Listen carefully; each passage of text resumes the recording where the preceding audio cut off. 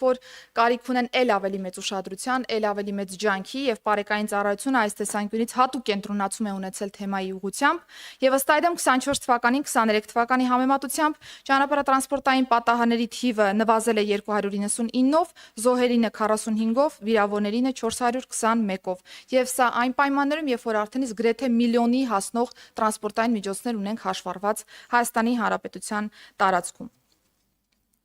Չէի ցանկանա նորից անդրադառնալ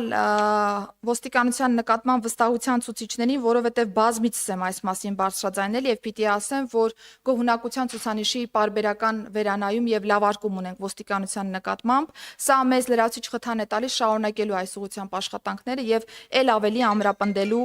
այս ցուցանիշը մեր հանրության կողմից իրականացվող սոցիալական հարցումների եւ դրսեւորած նաեւ գնահատականի շրջանակներում։ Գործընկերներ բնականաբար նախարարության մանդատի շրջանակներում է գտնվում նաև աղետների ռիսկի կառավարման ոլորտը եւս փրկարար ծառայության նաև աշխատանքի տեսանկյունից եւ 2024 թվականի կտրվածքով բնականաբար շարունակվել են աշխատանքները, համատեղ առիթներ են ունեցել դիտարկելու նաև Լոռու եւ Տավուշի մարզերում ջրհեղեղի հետևանքով առաջացած խնդիրների լուծման աշխատանքներին, փրկարար ծառայության արձագանքի վերանայված նաև մոտեցումներին եւ այն բոլոր ռազմավարական նոր, այսպես ասեմ, դրսևորումներին եւ մեթոդներին, որոնք որ կառավարությունը որդեգրել է արդեն 23-30 թվականների նոր ռազմավարության շրջանակներում։ Պիտի նշեմ, որ հաշվի առնելով նաև Հայաստանի Հանրապետության ընդհանուր լանդշաֆտային իրավիճակը, անտառային տնտեսությունների ընդհանուր իրավիճակը մեզ շեշտադրում է հատկապես անտառային հրդեհների կանխարգելման ուղղության վրա է եղել եւ զգալի աշխատանքներ են այս տեսանկյունից կատարվել, ինչի արդյունքում 24 թվականի կտրվածքով նվազել են 41%-ով հրդեհների դեպքերը անտառների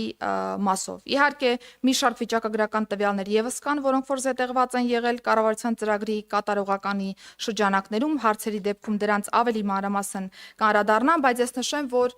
արդեն իսկ հասցրել են գծագրել փրկարար ծառայության արդիականացման հայեցակարգն արդեն իսկ հավանության է արժանացել կառավարության կողմից եւ մենք հետեւողականորեն շարունակելու ենք այդ հայեցակարգից բխող բոլոր գործողությունների իրականացմանը։